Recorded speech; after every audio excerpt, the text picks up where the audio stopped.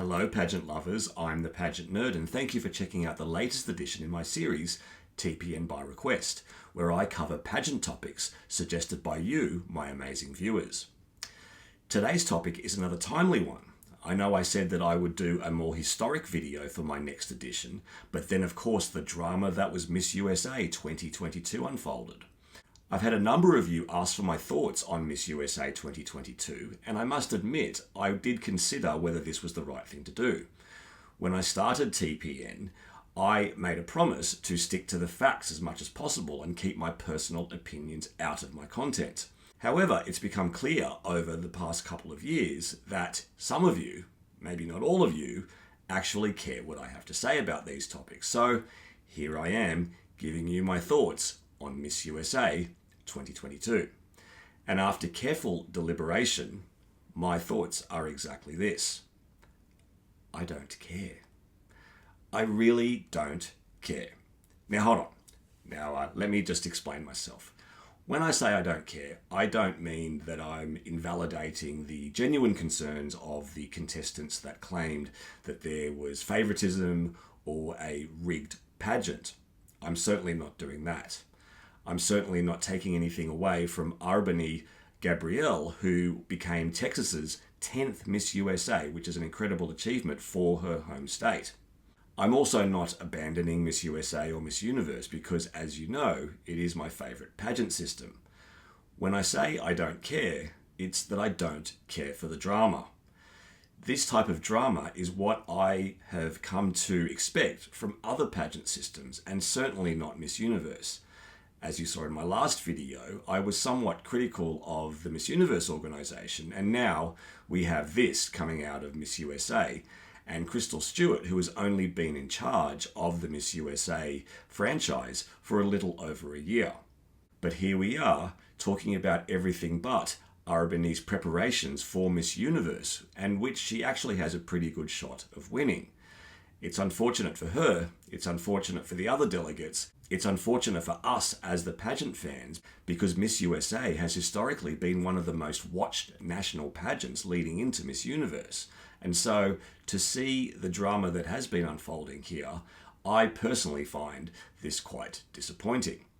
In the end, I just want a pageant system that I love so dearly to just do the right thing.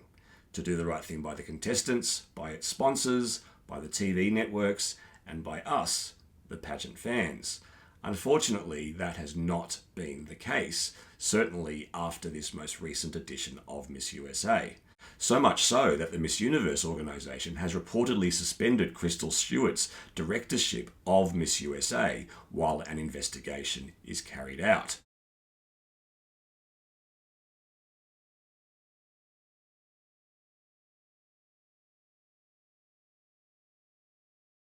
That's not to say that Crystal Stewart may end up keeping a hold of the franchise, but really, after only being in charge of the pageant for just over a year, it is a disappointing outcome for her. Now, what I am going to talk about here is not the actual situations that created this drama, because, hey, I live in Australia, I am not privy to the ins and outs of what actually went on. I, just like you, have been consuming a lot of content online, videos and articles and the like, and of course the social media content which has been generated by the delegates after the pageant. This has nothing to do with Arbany herself. This is about how we all were treated as a whole by the Miss brand, the Miss USA organization this past week in Reno, Nevada, and the things that we all experienced as a class. We all started to put the puzzle pieces together, and we are all collectively sharing our experiences together. And that is clearly very important content to be consuming for all of us to make our decisions. What I really want to do today is to just give my observations about how the whole situation was managed. Needless to say, from my point of view, the situation was not managed well, and I'm not saying just by Miss USA, but also by the delegates who have gone public with these accusations. It's quite ironic that the Miss Grand International pageant is taking place at the same time, because Miss Grand has often been the source of this type of gossipy drama. So the fact that Miss Grand International has been sticking to what it should be doing best, and that is hosting a great pageant with high quality contestants, it's somewhat telling that they have stuck to their guns while Miss USA has been in the spotlight for all the wrong reasons. Before I continue, just a quick reminder to please hit subscribe and ring the bell for new content alerts. And of course, if you like this video, please give me a thumbs up. As you may have seen, I recently passed 10,000 subscribers here on YouTube, which I am super excited about, and I'm very grateful to each of you for your support. I certainly hope to build on that 10,000, and in the meantime, if you are able to do so, hitting the super thanks button and supporting this channel would be very much appreciated. Okay, back to today's topic, and as I have hinted at, I tend to think that there is something a little rotten at the core of the Miss Universe and Miss USA franchises at the moment. As I mentioned in my last video, click the link in the corner, I'm truly yearning for a vast improvement in the way that the Miss Universe organisation is managed, both in terms of its marketing, its management, its positioning, even its advocacies. We often talk about the pageant contestants needing strong advocacies, and I tend to think that Miss Universe and now Miss USA needs to do so as well. My main takeout from the drama that has unfolded is just the way that things were managed. From the delegates' perspective, I tend to agree with what the two most recent former Miss USAs have said, that being Elle Smith and Asia Branch, that the delegates should have handled this situation with Crystal Stewart first before going public on their social media channels. I think the important and proper thing to do is to go into the initial source, go to the base of this issue first before bringing the public or outsiders into it. And it's just simply not fair to the organization, nor is it to Albany, because no matter how often you say this is directed at the organization and not at Albany, if you're considering it rigged, then you're completely taking away from the fact that she was hardworking and dedicated and had her eye on the prize. I understand how isolating it is to win Miss USA, and I also understand what it is like to have your class try and discredit your win and say that they are attacking the organization and not you. Last year, my class attempted to say that the organization favored me, and they came up with all of these different claims. I then debunked all of the claims to prove them wrong. This class is doing the same exact thing to Albany. Now, on the one hand, the delegates have taken that big risk, and they know very well that by doing what they did, they are going to receive accusations of sour grapes and being sore losers. The fact that they have these concerns is certainly concerning enough on its own, but you would hope that out of respect for Crystal, that they would have addressed these directly with her before going public. I think especially as a new national director, she deserves somewhat the benefit of the doubt. And I think as a former title holder, she is really trying to do what is best with that inside knowledge. And I am a little disappointed in how the delegates went so public so early without trying to resolve the issue behind closed doors.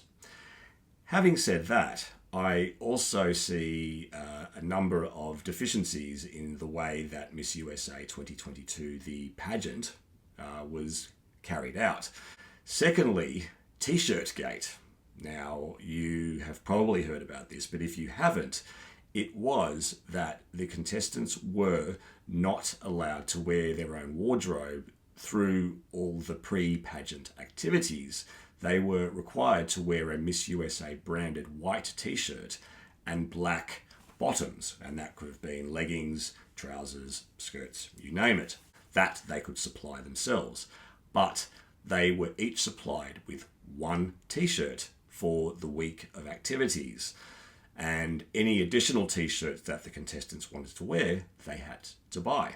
We pretty much wore the white t-shirt and black pants all week, which, like I said, it was kind of a vibe to not have to worry about another outfit.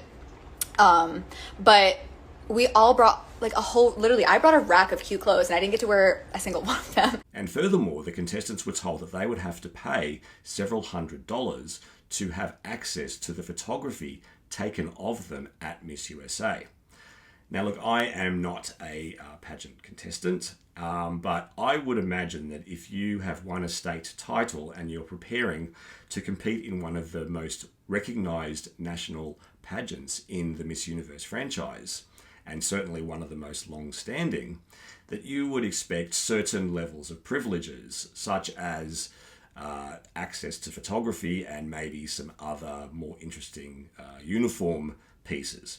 If you compare to, let's say, Binibining Pilipinas, yes, they are given uniforms as well to wear, but you would say that these types of singlets that you can see branded in different colours, provided over the years, are a little more interesting than a white t-shirt. And that was just one of the pieces that they were supplied with during their national pageant in the Philippines. This is something that the contestants in Nevada were required to wear every day. I don't have an issue with creating a level playing field. I think that some contestants probably had access to sponsors that could provide apparel for them, and but that is totally fine. And some contestants don't have access to that. The fact that they were told that they were not allowed to bring a full wardrobe for the pre-pageant activities only on the eve of their arrival in Nevada, I think was rather poor communication. Poor communication seems to have been a theme for the pageant this year. After Albany won the Miss USA title, the next day or hours afterwards, a video was released of her promoting a day spa that was a sponsor of both Miss Texas USA and Miss USA, leading to additional allegations of rigging because there were claims, well, how could this video have been created ahead of time or shot immediately after the pageant without knowing that Albany was going to win? All it would have taken was regular communication with the delegates before, during, and after the pageant to tell them that this had taken place. And so when certain pieces of content are released, that those types of accusations are answered head on. There really was no reason why these types of rumours swirled around. And for Albany, she very gracefully answered those types of accusations in a TV interview, which clearly stated that the video was shot in advance of Miss USA, but only released after the pageant, and it would have been released whether she had won the title or not. I personally feel that Albany was the front runner for Miss USA, and of course a national pageant system is going to earmark certain contestants that they think would have a good chance to win the national title and to do a really good job of representing the USA or any national pageant system at Miss Universe. But to lead to a situation where the contestants have felt that they were written off before they'd even arrived at the pageant is frankly unacceptable. There really was a better way of communicating what was going on to promote the contestants and ultimately the winner after the pageant took place. I don't want this video to drag on because I feel like all these types of topics have been discussed ad nauseum, and I'm just adding my 2 cents into the conversation. But really, I think what it boils down to is better professionalism all round, both from the contestants and from the national organisation. I really do feel like communication breakdown was the main issue here, and that type of issue could easily have been averted. All right, well, hopefully Albany will push these dramas aside and she will prepare for Miss Universe in the way that she should have all along. I do genuinely feel that she has a good shot at winning the title. Of course, I need to mention that Albany is Filipino-American, and so there will be multiple contestants of Filipino heritage at Miss Universe 2022, apart from, of course, Celeste Cortese, Miss Universe Philippines. We're nearing the end of finding out who all the delegates will be for Miss Universe 2022, and we are about 3 months away. It will be held, yes, in January 2023 in New Orleans. As I said, I will come back to you with some Miss Universe 2022 preview content and also some other historical Miss Universe pageant nerdy history throughout my TPN by request series. I'm going to try and juggle the both. Okay, so that's it from me for now. Hope you've had a nice weekend, and I will see you very soon. Bye for me.